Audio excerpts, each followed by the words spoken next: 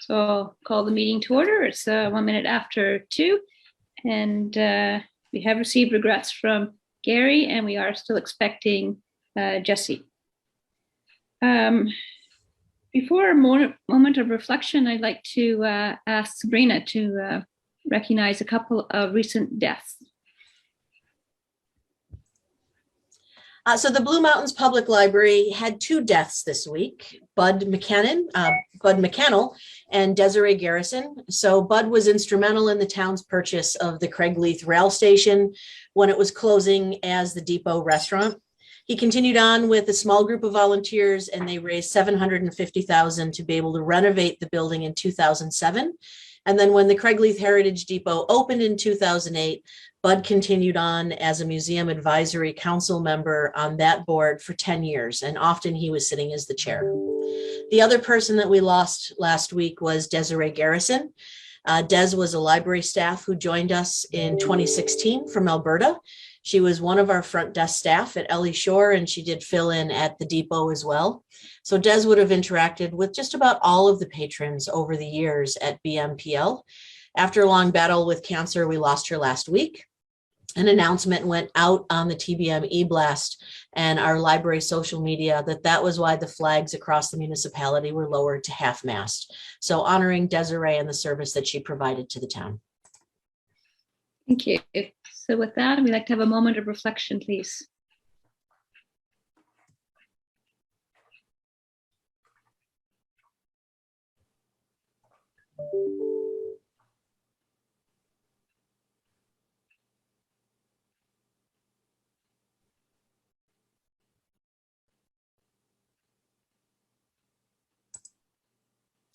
Thank you. So I'd like to read the Indigenous Acknowledgement Statement. We'd like to begin our meeting by recognizing the First Nations, Métis, and Inuit peoples of Canada as traditional stewards of the land. The municipality is located within the boundary of Treaty 18, region of 1818, which is the traditional land of the Anishinaabe, Haudenosaunee, and the Wyandot peoples. I don't think we need a review of the teleconference procedures. We're now quite familiar with those. So I'd like to move on to approval of the agenda. Are there any additions or changes to the agenda you'd like to suggest? Seeing none, I'd like to ask for a motion to approve the agenda. I see Joanne moving and Andrea seconding. All in favor of approving the agenda? Any opposed? Nope, agenda is carried. Thank you very much. Any declarations of pecuniary interest or general nature thereof? Seeing none, thank you. There are a few reports to be received. As they're listed in the agenda, the action plan 22, Q1 and Q2, the service update for February, Q4 2021 balance, variance report, and the strategic planning working group update for February. I'd like a mover to receive these reports. So moved. Morris, and I saw Dorothy's hand up as well. All in favor? Opposed? Thank you, that's carried. Minutes. We're looking at the minutes that were circulated for the January 20th, 22 meeting and the closed session minutes of the same day. Any questions, comments on the minutes that you received? Seeing none, can I have a mover and seconder for that? I see Joanne to move it, and I see Andrea to second it. All in favor? Opposed? None. Thank you. That's carried. Any business arising from the minutes? Nothing noted in the agenda, but does anybody have anything they need to talk about? Okay, seeing none. Moving on to communications with the board. I see there are no deputations scheduled. There is nobody else here to provide public input, and I see there was no correspondence. So I guess we have no need for a motion.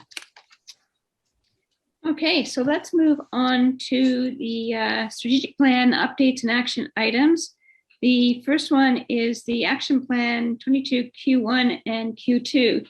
This has been updated since the last meeting. We've added, well, Q2. So any questions, comments, any changes you'd like to see to this action plan before we approve it? Okay, I'm seeing none. So I'd like to have a motion to approve the Q1, Q2 action plan. I see Dorothy to move it. Seconder, I see Jesse to second. All in favor? Opposed? Seeing nobody, that's carried. Thank you very much. Okay, so the first major item for discussion is the strategic plan working group update from February. And this is an interim report.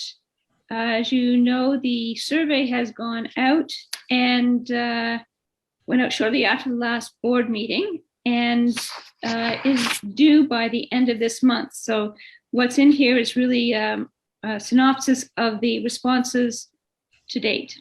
And of course, that will be updated for the March meeting after the survey has closed. So does anyone want to ask any questions, or would you like some comment from Sabrina or Mary on the contents of this? All good. Okay. Great. Shall we move on? The next report is me. I haven't been nearly as busy as I was last month, partly because I was out west skiing for a week and doing some prep for that. But just to sort of quick synopsis, the next 3 meetings where the major topics will be the strategic plan, survey and feedback, and the budget. And then the actual strategic plan documents, which will be the full and executive version. So we have sort of a 2-stage where we see what the community has said to us before we actually start writing the documents, which would come forward if all goes well in April. And then May, we have in the agenda, in the annual agenda, listed a planning meeting. So this is often a day-long meeting. So I just want to sort of forewarn you of that. And we'll be looking at several items. We've identified to identify key supporters. We will be working on a legacy document for the new board because our board term comes up at the end of this year. Recruitment planning for the board, which, well, we've all been through the process that was established for last year, but we'll be looking at that and see if we want to proceed with something similar. And that, of course, would go as a recommendation to council because that's their actual job, but it's an offer of support to help them do that. And some discussion of possible advocacy during the election. So this is really a discussion around what kind of questions might we want to pose to candidates about the library, gallery, library, archives, and museum. So those are all sort of major topics that will be dealt with in June in good measure as discussion items for the board, and then deciding on what action we might want to take. And probably what will happen is the action will be codified in documents for the June meeting. So that's really what I've been doing, is working with Sabrina on how to lay out the next few months of tasks. So that's my report, unless you have any other questions. Seeing none. The next report is the OLBA boot camp, the Ontario Library Boards Association boot camp, and the Ontario Library Association conference. If anybody was in a position to participate in any of those, I wasn't, I was skiing. Did anyone have a chance to go to any of those sessions? I'm not sure that we had any board members present. It is still open until June. I did attend. I can give just a quick update just so that you know what were the main topics of that meeting. So the OLA boot camp follows the 4-year cycle of the board. So this year how boards are interacting with their councils, how they're prepping, similar to what Lori was just saying, how they're doing recruiting, how they're supporting their councils, and then also looking at legacy documents. So a lot of what we'll be looking at in May was there. In addition, there were quite a number of sessions during the week that had to do with board governance best practice areas. So there's lots of information available. If anybody wants to do any of the sessions or take a look at any of the materials, I can provide the login information again for that. Thank you. Any questions for Sabrina on that? Seeing none, we'll move on to the next report. And Joanne, this is, I believe you attended the board legacy training event. Yes, I did. It was this week, and basically it's a document of the board's work for posterity. What remains after our 4-year term, and we would access any information, documents, or framework. It's a communicate to the future, the leadership of the library. It's an orientation tool for the new board. And it will outline our major achievements, which I was trying to remember over the past 3 years.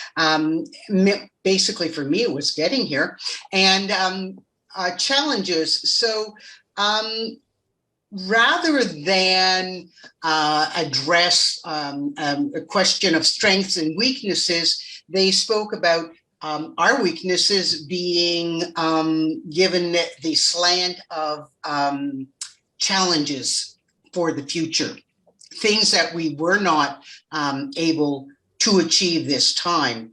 To my surprise, I discovered that many libraries did not do a strategic plan and are leaving that for the new board, which was surprising.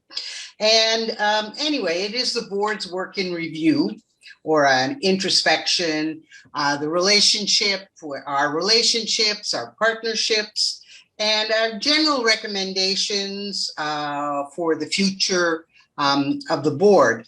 And we include such things as a strategic plan, our master plan, a needs assessment, a facility study, and the layout of this document. It could be a chart. It could be bullets. It could be a letter to the board, sort of a letter to the future us. And the OLB had a document which was called Leadership by Design, which offers a template.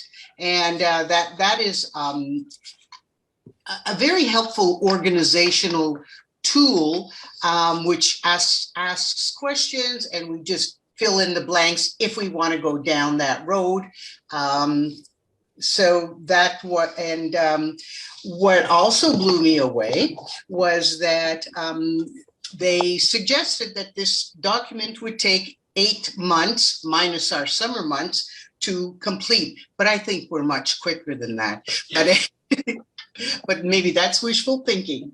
So I do not recall receiving this document in orientation, but I was so overwhelmed by the huge binder that we received, we may well have received it.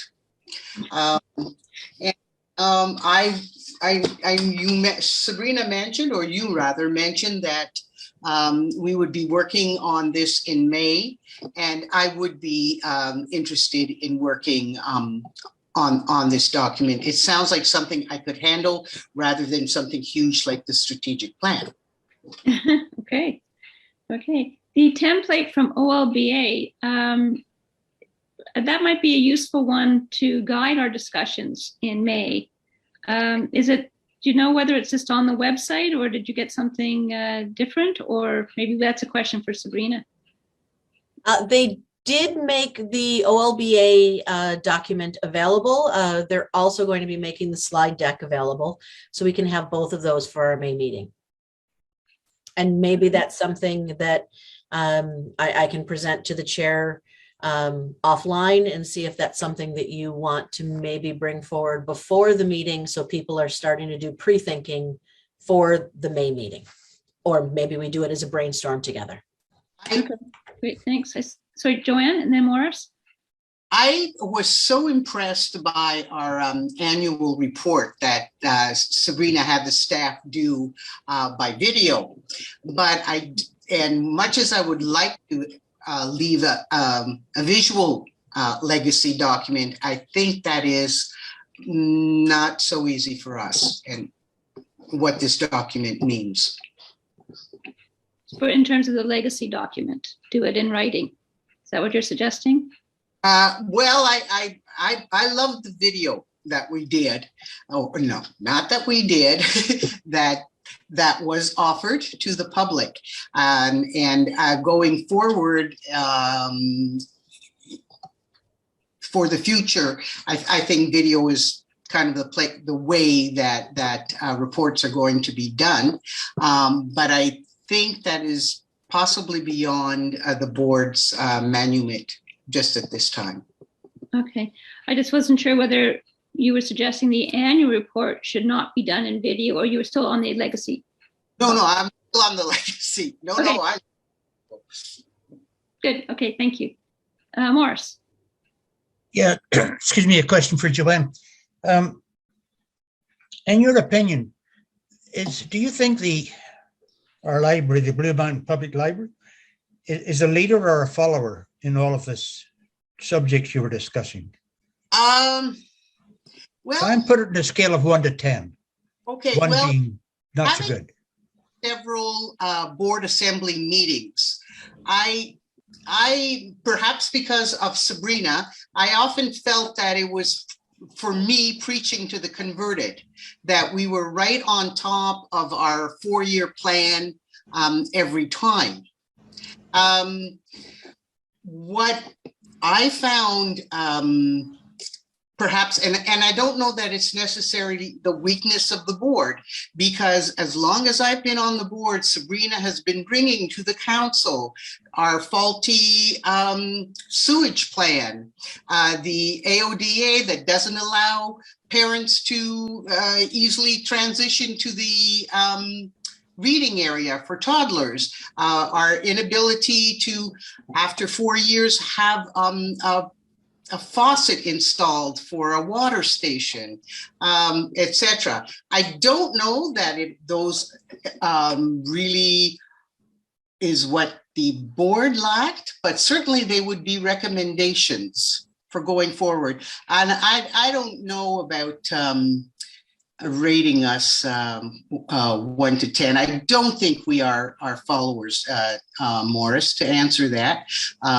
Maybe I'm just boastful of us, but I think we are leaders. Thank you. In our glam and in our approaches. Does that answer your question? Of course, yes, thank you. Great. Any other questions of Joanne? See none, thank you. It was great to have somebody attend that, Joanne, and volunteering to help with the document is fabulous. Moving on to the next item, I see there's no report under Vibrant Spaces. So perhaps we can move on to the Service Excellence Report for February.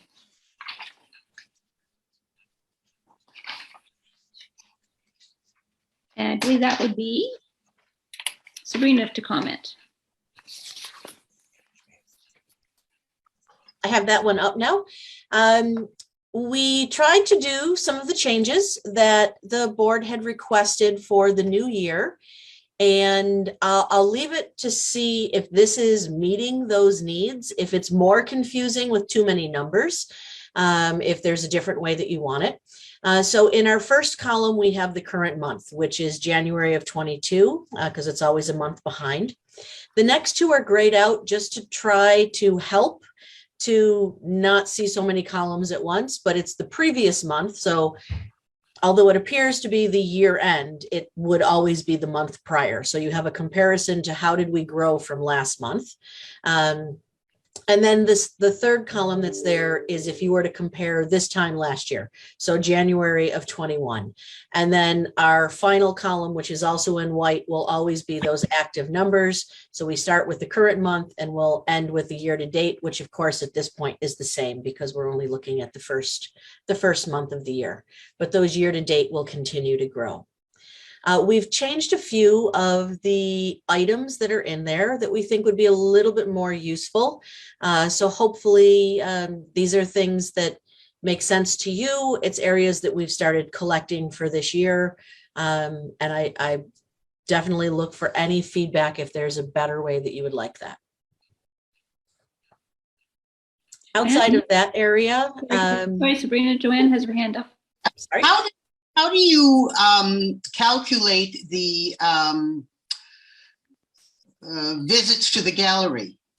So our visits to the gallery right now has a notation that is looking at our virtual visits. So we have, because we're not doing programs in the gallery for our typical reception, which we usually would do those head counts, we are only doing the people who are physically going online and looking at our exhibit online. So 603 people visited last month. But that's a gross underrepresentation. Most definitely. It's not the people who are coming in. When we are back open to doing receptions, possibly this year, then we'll also start adding in the actual face-to-face sessions that we're doing in the gallery. Thank you. I see both Andrea and then Morris. Okay. Thank you, Madam Chair. On that note, are we able to even do a voluntary count of how many people are going in and out of the gallery? Like, if we can't afford some expensive, thing that's going to count everybody that moves in, and I have no idea what kind of simplified pieces of equipment are out there to see how many times somebody's entering into a room. But even if there was a tally sheet that people could just check off that they've been in to visit the exhibit, are we allowed to collect that kind of voluntary statistics as well? Most definitely, and we do have door counts for our entries. So I could have just purchased a third door count that would be going into the gallery, if that's something that you would like to know. Okay, well, through you, Madam Chair, I would, if we are able to contain that within our budget, just given some of the community feedback that I've been receiving about the current survey and about people wondering, where the priority is on the gallery, to be able to account for the numbers of people who are actually walking in, because it's not completely shut. People are going in and out right now. So even without an opening or anything fancy of an event, I think it would be actually quite useful to know how many casual entrances in and out we're receiving as well. Thank you. So Sabrina, will you be following up on that in terms of what it would cost to get a door counter for the gallery? It's not much. We can take care of that. Okay, great. Good. Thank you. Morris. Sabrina, could you put the statistics sheet back up again, if okay? The one with all the numbers in it. Yeah. My suggestion would be for columns 3 and 4. It would be easier if I read it as year to date forget the words last year, because it doesn't matter. Year to date 2021 and year to date period 2022. That way, when you get into the current month is June or something, the previous June there's a comparison, and then you would take the 5 months of 2021 in column 3 and the 5 months in 2022 for the right comparison. Just to change the titles, that's all. Does anyone else agree with me? If I can just clarify that, Madam Chair.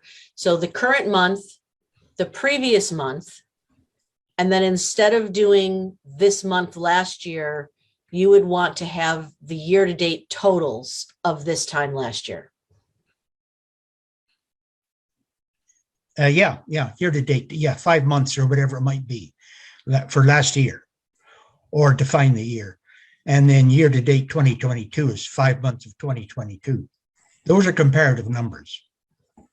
So do you want to drop the same month for last year? So we wouldn't have, for example, in February, we would not have a February comparing to February. We would just have a year to date. Yeah.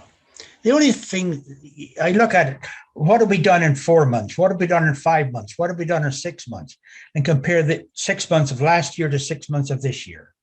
That makes sense to me. Yeah, okay. It tells me whether we're ahead or behind, and maybe there's a weakness we might want to look at or correct. That's all. No, not a big deal. Yeah. So I'm just asking, is it an additional column, or are you asking to replace this time last year? No, I'm not saying additional column. Just change the titles for columns 1, 2, 3, and 4. Okay. So we won't be doing a month-to-month comparison for the individual month of the year goes on. Okay. Everyone okay with that? Yeah, that's fine. Yeah. Are you okay with that, Sabrina? Do you follow what I'm trying to say? I'm fine. However you would like to have the data. We have so much stat on our end. This report is for you. So it's what you will find useful. Okay. So we'll swap out that whatever column number that was to make it a running total for comparing the subsequent years. Yes. Yeah. Okay, great. I'm not sure if there was anything else that you wanted to discuss on the report. Most of it was pretty straightforward at that point, but I'll certainly take questions.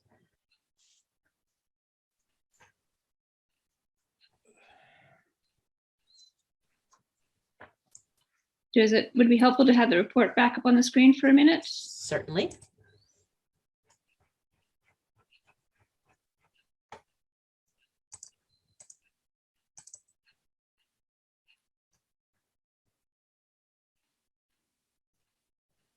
So we had our update on the gallery, our update on COVID restrictions, which of course have changed again since this was published and will be changing again on March 1st or so.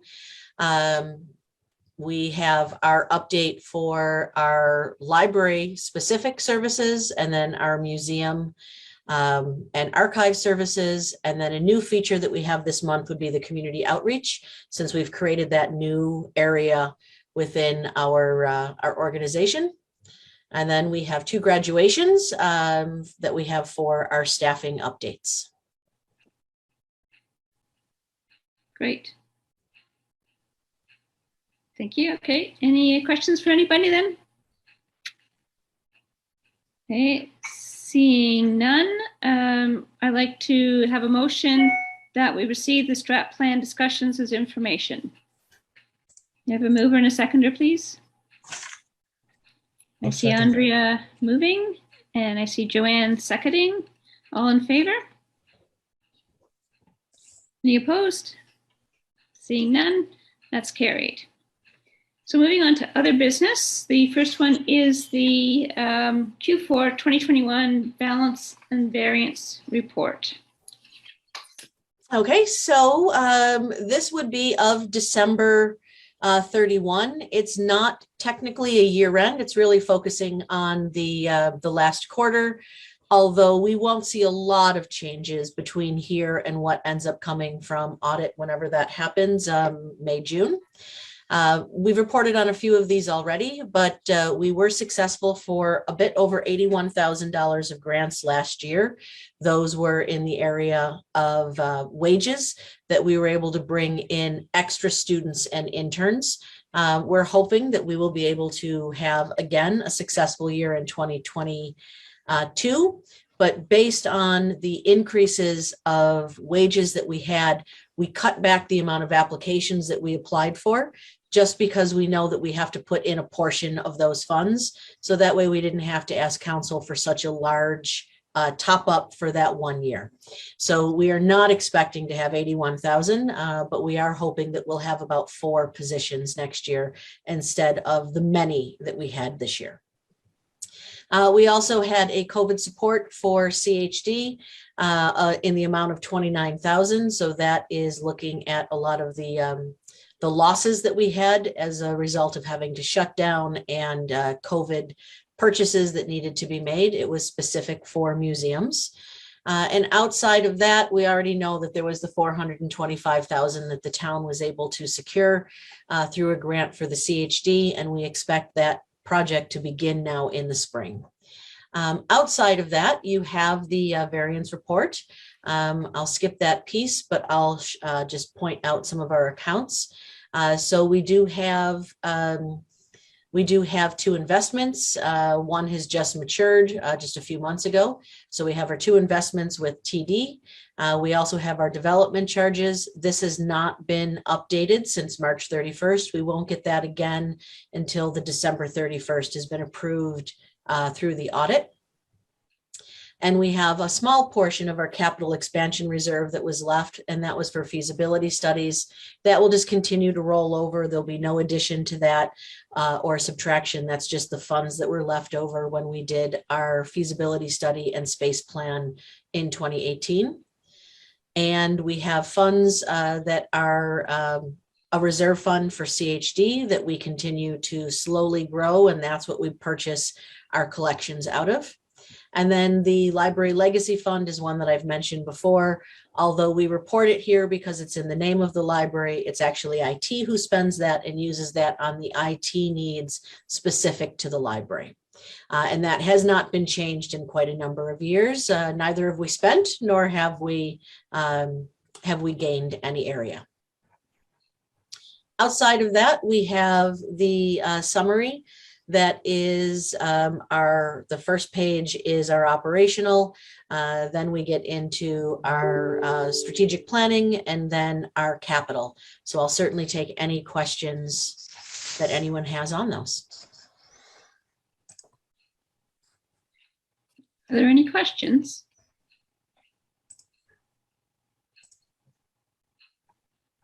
I just want to point out a couple of things that strike me that I think there's explanations for. One is the overage in the salaries, wages and benefits, but that probably relates to those grants that are also shown on the bottom line as more income than originally budgeted. So they balance out. That's correct. The budget is whatever was approved at the time of approving the budget. So we don't alter it, even though we ended up with 81,000 more in wages. So it does end up being an overage on the line, but then also an overage in the revenue. And then on the 3rd page, we have that curious combination of materials that's split over 2 accounts, one of which is overspent by a percentage of 11,772. And that's simply because those 2 lines are split and they really should be merged. Is there any chance of actually getting that merged so we don't have this really bizarre thing happening all the time? Yeah, so that's something that we're looking with our materials to have that one be merged, because as you're saying, we have, a $58,000 overage. Is what it appears to be. But, the reality is it's just the way things have been built out. So we are working with the town to have that one done for 22. We thought we were going to get that one done on 21, but it still stayed. But we've merged a number of lines now that we have a bit more control over how our budget is actually being laid out. And then we also have what appears to be some duplicates in minor capital with furniture accounts and replacement furniture accounts that we're going to be cleaning that one up as well, because most things that we're doing are not new purchases. They're replacing old materials, but there was a large portion of new funding that really should have been in the other account. So we'll have all of those cleaned up for 22. Okay, great. And the fact that the replacement furniture and fixtures budget of 67,000, which most of it we're carrying forward, that's what you referred to earlier about supply issues. Am I correct? Yes. Okay. And that will just roll over then. Those are the things that jumped out at me. I don't know if anyone else had any other questions they wanted to pose. Seeing none, perhaps we can move on to the update on the 2022 budget. So this is just a short verbal update. Council has worked through now the actual process of all of the communication with the public, communication with departments, communication with the library. The bylaw will be returning to council in the first week of March. I believe it's March 7th. So we do anticipate that passing based on the comments that have now come through. So I believe now we're sort of at the last stage, which is the rubber stamp, so to speak, of having that done. Normally, we would have passed a budget as the board well before this period. But since our budget is tied now to the previous year's tax levy, we were holding off because we didn't want to make the changes in 2022, not knowing what the wages would be and making sure that we could in fact actually support the staffing and all of the projects in 2023. So that's why we opted not to pass our 2022 budget like usual in September, because to continue doing projects based on last year's budget, could, knowing what a deficit we were going to have this year, put us in a very bad position next year. So for fiscal responsibility, we were waiting to see what the actual tax levy is. Now we know what our 2023 number will be, and then we can pass this year's budget knowing that we are doing exactly what we said, which is beginning to look ahead and making sure that we're going to be solvent. So that will be coming to the board for March. And it will be a 3-year budget, just like you used to receive when we were presenting it to council. It'll be the 2022, which you're approving for this year. It'll have the projected for 23 based on what the tax levy is and an assumed idea of what the 2024 would be looking like, although we wouldn't quite know what the numbers are at that point. And so that report comes in for the March meeting. It will, yes. Okay, great. Thank you. Any questions for Sabrina on this?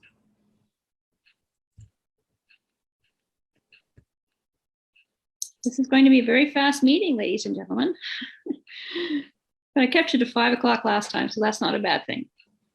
The next item is the board meeting schedule.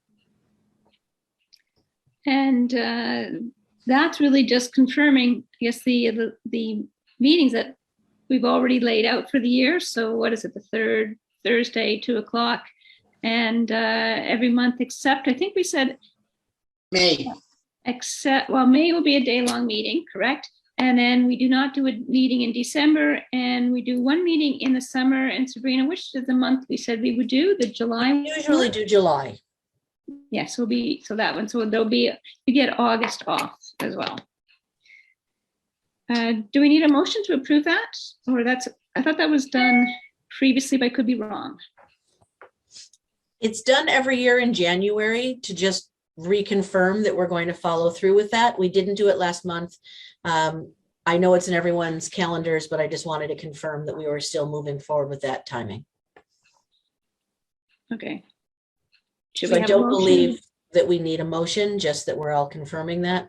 Okay. The other piece that we may want to talk about, Madam Chair, on this one is what we would like to do moving forward with our meetings. Now that we have the flexibility to be on site, whether it be in the boardroom or in the gallery. There was a point where we could only have 5 people gathering, so obviously that was an issue. We do have the ability now to hold our board meetings in the gallery safely, distanced, and actually with members of the public present. If they chose to, we'd be able to hold that many people. So I just wanted to know what was the interest of this board in either continuing online or moving to face-to-face. At this time, hybrid is a bit difficult because we don't have the technology. And I actually have the next point, we'll be talking about that. We could certainly attempt some hybrids, which would be using laptops on site so that we're still meeting face-to-face, but using Zoom to capture for what we would want to publish for others, or if anyone couldn't be present. But obviously the easiest is one or the other versus hybrid at this time. So you're not sure you can manage the hybrid at this time? Is that what you're saying? I think that we can, as long as our board members are still coming with, whether it's your tablet or your laptop, that we can actually be capturing ourselves, so that we are meeting face to face, but then the actual recording of the meeting is still happening on Zoom for people who are not able to be with us, and also if we're going to be presenting it to the public. Until we actually are able to get equipment that could do that in a better condition, but that would be several months, and we'll be applying for a grant for that. Okay, so thoughts on the question. Should we, I think it's important that we continue to make our meetings available publicly. I mean, in terms of being able to record them so people can look at it afterwards, because we've seen there's a lot of follow-up afterwards through the recordings. We can do that either by continuing with Zoom meetings, or we can do it if we trot our, as Sabrina says, laptops and iPads to meetings, so we can continue to have our own equipment there recording and then have it face-to-face. So that provides us the hybrid method. Any thoughts on that, please? I just put up those numbers for you, but the January meeting, we had 50 Facebook views. We had 31 people on YouTube. And then November, we didn't have a December meeting. We had 54 people on Facebook and 16 people on YouTube. So they are being viewed. Thank you. Jesse, I saw your hand up. Oh, Jesse, you're muted. You have to unmute. Thanks, Lori. I would be opposed to moving away from a virtual meeting at the present time. I think it's a little premature. We have seen in the past, too often, unfortunately, where things loosen up because of a decrease in numbers, and the next thing we know, there's a spike in the number of cases. I think that the onset of warm weather, April and May, will allow people to be outdoors a lot more. And I think that would be a safer time to consider doing face-to-face meetings. I also note that most health experts that I've heard on the media are recommending that people who are going out into public continue to wear masks, and that this, in fact, I remember Dr. Fauci, some love him and some hate him, of course, Dr. Fauci saying that masks will be the last thing to go. So those are my views on whether we should move into actual face-to-face meetings. Thank you, Jesse. I see Morris's hand up. Madam Chair, thank you. I'd like to ask a question of all of the board members and Sabrina. What would be wrong if we reverted to the way we ran meetings 4 or 5 years ago? By that I meant in person, in a boardroom, of course, doesn't matter the location. Recording was done via the notes, the minutes that were kept and published. Am I not right? As opposed to what we have now. What was wrong with the way we did it before? The way it was done for the last X number of years? Anyone want to comment on that? Jesse? I don't understand the question. I'm trying to find out, is Morris advocating face-to-face meetings? That's, I will come to that in due course, Jesse, if I may just respond. But what I was actually trying to bring up was, like, I'm hearing a suggestion we all bring our laptops and do various technical things at meetings. I'm not in favor of that at all. I think we should go back to where we were as far as we can. Joanne? I appreciate what Morris is saying, because technology and I are not close friends, but I see this as going backwards rather than ahead. And we have given our community something. They see us, they can choose to see us, and then suddenly to go back to paper is retrograde for me. They could choose to come to the meetings at any time the meetings were open. We had very, very few people from the public, except for one specific occasion, perhaps two. Though I think that's an interesting point, because if few people show up when we're in person, and yet we see dozens participate online one way or the other, then the meetings are much more open by doing it in some sort of recorded fashion. Sorry, Dorothy, I saw your hand up. Thanks, Laurie. I too would support the hybrid approach, perhaps for a bit of a different reason. We don't know who the composition of the next board. I find it in my personal situation right now, where I'm working and a board member, if I had to attend in person today, I wouldn't have been able to make it. So this may allow different people to become board members and be a more convenient and adaptable tool for them. So if we do hybrid, those that want to and can meet in person can do that, and others can join remotely. And we are doing the service to the public that we've become accustomed to. Andrea. Thank you. Through you, Madam Chair. Yeah, we're all facing these transitions. I can share that we've gone back to the hybrid scenario at council. So on Monday, I was the only one in the chamber, and then there were Councillor Sampson was with me on Tuesday. So we are able to function completely with the way that we've got it set up, where whether you're in the room or not, you know, it's very easy to create that virtual table, even though some of us may be there in person.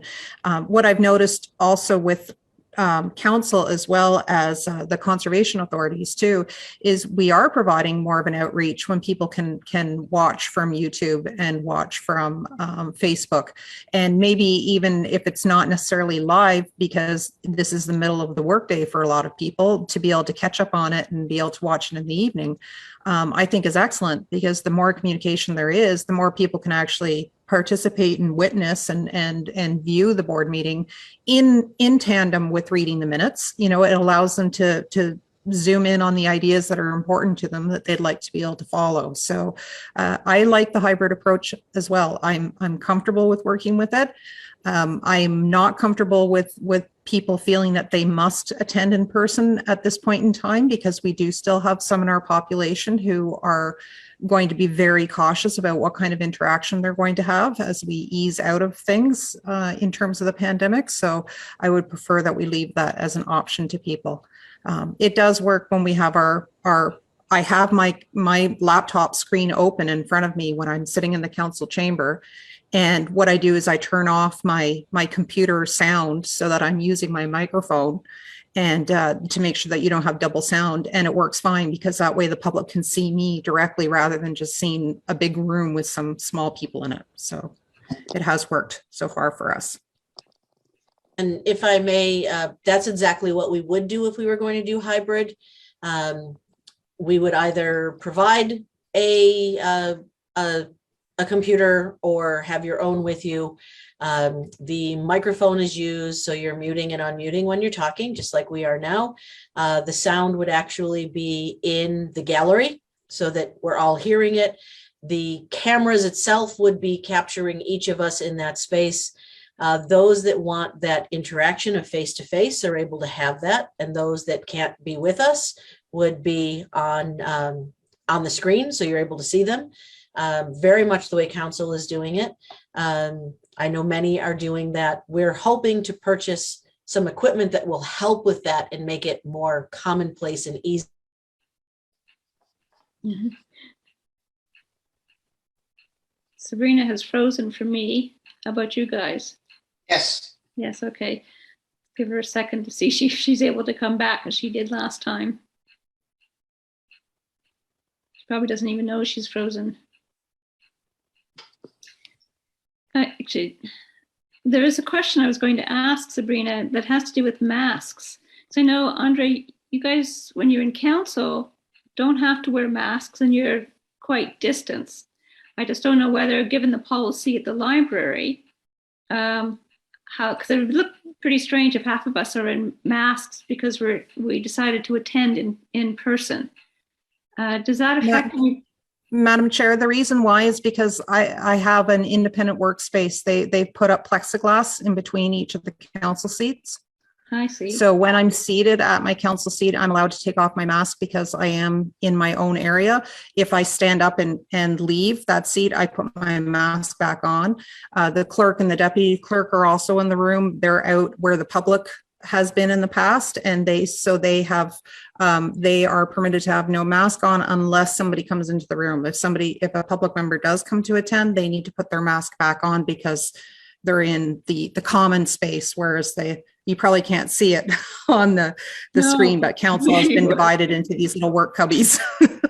Kind of like being in a zoo. So I guess my questions will still be to Sabrina, whether we would be obliged to wear masks. Because I think probably if we are obliged to wear masks, we may not want to go into that hybrid, but I'm not sure. Madam Yes, Chair, Morris. if I may. Mm-hmm. The question you've asked, not this very minute, but the question in front of us, I think, is, do we go back face to face, or do we have hybrid meetings, or possibly a combination of both? That's it. It's face to face in the gallery. Probably we'll conform to the scientific rules and regulations with or without masks. That's a detail that can be decided on at the time. But the question is, are we going back face to face, or are we or hybrid, or are we stuck with these Zoom meetings? That to me, and I want to get away from the Zoom meetings. Oh, okay. First of all, am I out of line in asking is that the question? Is it Zoom meetings or not? I guess it's part of the question. I mean, we could decide to continue with Zoom meetings, which I sort of heard was what Jesse's preference is, simply because then we maintain the safety and we know that things can change. Or we're looking at the option of the hybrid, which kind of gives you the people who are cautious and want to sort of stay away longer, that can do that while we still have the ability to broadcast the meetings. So I think it's really, at this point, it's hybrid or Zoom, or 100% Zoom. So maybe I'll do a quick poll. Are people, who would be prepared to accept the hybrid approach? Hands up. Before you vote. Okay. Could you just clarify for me how the hybrid actually works? For example, if a meeting was being held next month in the gallery and I chose not to attend because I want to be safer, how do I participate in that meeting? You would, as we all would, continue to get a Zoom link. So you would click on that and zoom in. For those of us sitting in the gallery, we would have our computer, or Sabrina said she could provide a laptop if someone doesn't have one, that would have we'd be on Zoom as well. So we would look like this to you and to everybody else, but we would in fact physically be in the same room with whoever else had attended. Or if I didn't attend, nothing would change from my perspective. Correct. Good, okay. I'm ready to vote then. Okay, any other questions before I want to do as a poll to start with, and then we can formalize a motion if we feel we need to. So just a quick hands Just a up. confirmation, if I may. Yes, Morris. As Jesse said, a hybrid, you can either be in the gallery or you can work from home. Correct. And it becomes an individual choice. Okay, I'm ready for the question. Okay, so those in favor of introducing hybrid meetings? Okay, that looks like it's unanimous. Okay. Now the next item on the agenda gets a little bit tricky without Sabrina, because this is a potential Ontario Trillium Foundation grant. And I only know what she said in the meeting to us, which I think she's saying is she would apply to OTF for the, I don't know whether it's hardware, software, or both, cameras maybe, to actually make the gallery more amenable to a hybrid meeting that would not require us to bring our own computers. But I'm not sure how that would work. So I can't really answer. I can't answer any questions if you have any. So May I suggest you table this little section until Sabrina's back in action? Yes, Damn. which doesn't give her much time. And I don't know that she needs a motion anyway if we have money in the budget if she proceeds to go for a grant. So then the next item is the roundtable discussions. And you'll have to look at your own agenda because we can't bring anything up on the screen at the moment. So is there any questions, comments around the roundtable items on the agenda? I see congrats to Mary Dodge, Manager of Community Engagement and Outreach, for her OLA presentation as co-chair of the OLA Advocacy Committee. Yeah. Oh, We're still there. I had to get the full tech team in. The library, I'm sorry, has just gone down with internet, which is perfect timing to be discussing online meetings when the library Hybrid just meeting, lost full internet. So I Great. apologize for that. well, in I'm your on a cell phone, absence, so. the board agreed to proceed with hybrid meetings. Okay. Okay. So then the potential OTF grant, I don't know if you need anything more from the board. I said that I believed it would be for the hardware and software to manage a more streamlined process for broadcasting meetings. That's correct. And we just need the resolution to be able to apply for the grant to OTF. And then I'll be bringing a similar motion to council, because since we do not yet have a charitable account, we need to go through the town to do that. I have spoken with the town's finance department, and they don't have a competing application going in for this round. So they said that if the board approves, we can bring it to council and request. Great. Can you have wording for that motion? So just that this board support the Blue Mountain Public Library submission to the Resilient Communities Fund. Resilient Communities Fund, the OTF, Resilient Communities Yes. Fund? Yes, it's OTF, Ontario Trillium Foundation. Okay. Mover, please. I see Joanne. May I have a seconder? I see Andrea. All in favor? Any opposed? Nope, nope, couldn't be. Okay, great. Thank you. That's carried. So we just started the roundtable, and I don't know. Does anyone have any comments, any questions about the roundtable, or Sabrina, do you have anything you want to say? I don't have anything to add. Great. Then may I have a motion that we receive the information from the roundtable discussions? Mover, Dorothy, seconder, Recording in progress. Jesse, thank you very much. And all in favor? Thank you. It's carried. Key messages update. Ashley? Yes. I think Sabrina might be in. She's going to put it up on the screen when she comes back. This is getting fun. Sorry, I got back in, but then my phone and my computer were going at the same time, so I had to throw the phone to somebody. We're good. Okay. So I don't know if you want to bring the key messages up on this screen. Sorry. Good thing this is not a closed meeting, eh? Good thing it's Technology not. happens.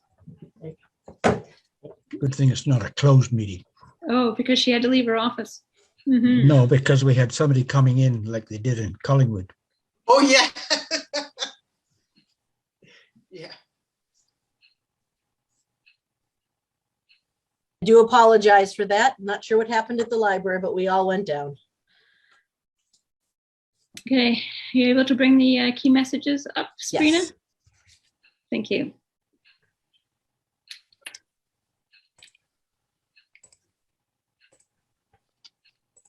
Dorothy, I'm conscious that you were thinking you might need to leave the meeting at 3 o'clock. Thank you, Madam Chair. I bought myself 10 minutes, so we're good. 10 minutes, well, good. Hope it didn't cost you Yeah. too much. So this, the stuff that's highlighted came out in the second version of the key messages, though that came out, I guess, I don't know, a day or two ago now. And I've had a chance to read this stuff. The only question I had is we have the Chd announcement here with a ... Because we are live, I can't say what we have won, but we have won something and everybody will be happy. And the announcement will be next week. So depending on if this goes out immediately or if we wait until next week, we'll be able to list the announcement in there. And all board members will be receiving a notice letting you know what prestigious award the Craigleith Heritage Depot's Real History has won this time. Okay, good. Did you have anything in these about the hybrid meeting discussion? Oh, you did, yes. So that can be wherever it went.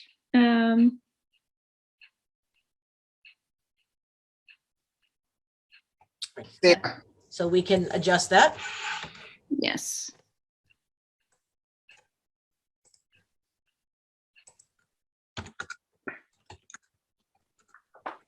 You'll have to certainly take out the words face to face. Yes.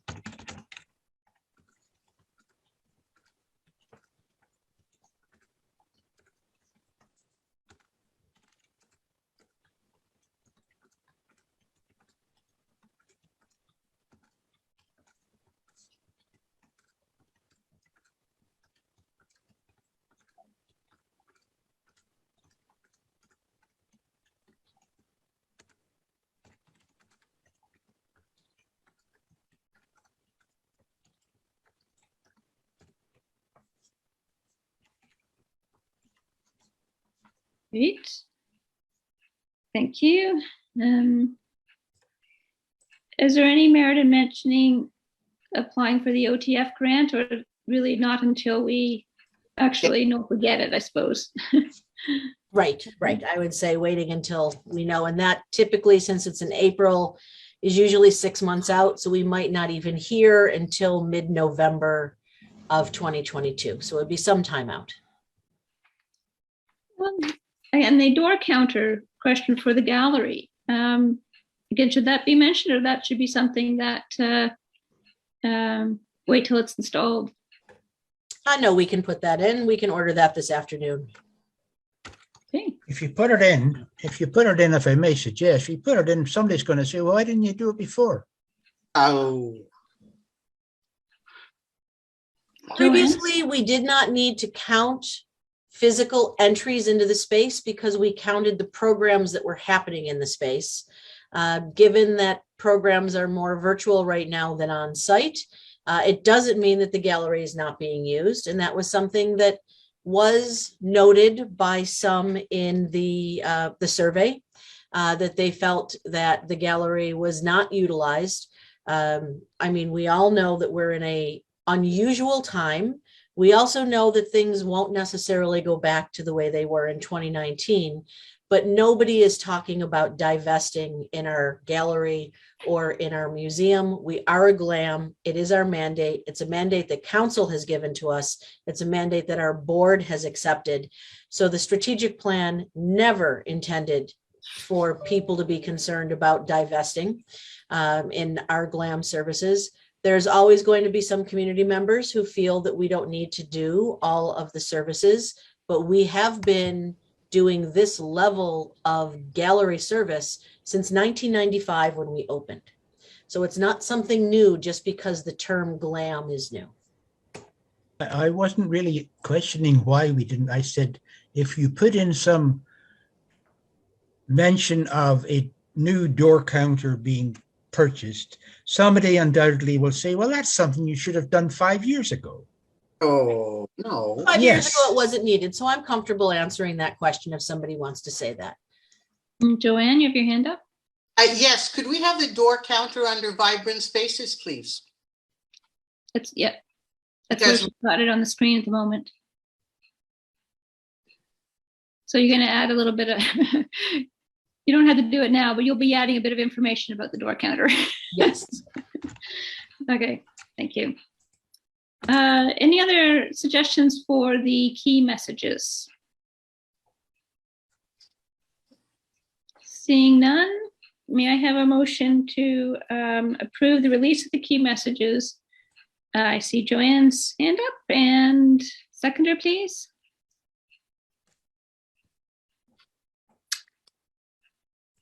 Andrea, thank you very much. All in favor? Great, approved, thank you. Looks like Dorothy has just left the meeting. So our next meeting is May 17th at 2 p.m. And then that's it. But Well, March 17th? March. did I say June? Yeah, okay, maybe March. At 2 p.m. And with that, I think that's the end of our agenda. Wow. That was, yeah, pretty amazing, eh? I don't think we're going to get this this fast again. Even with technical difficulties. That's St. Patrick's Day. What did you say? I say that's St. Patrick's Day. Well, okay, but you can bring a green beer if you like. No, I don't support the green. I see, okay. So thank you very much, everybody. Thank you, Laurie. And I, Good meeting, Laurie. Thanks very much, Jesse. So I declare this adjourned at 3:09.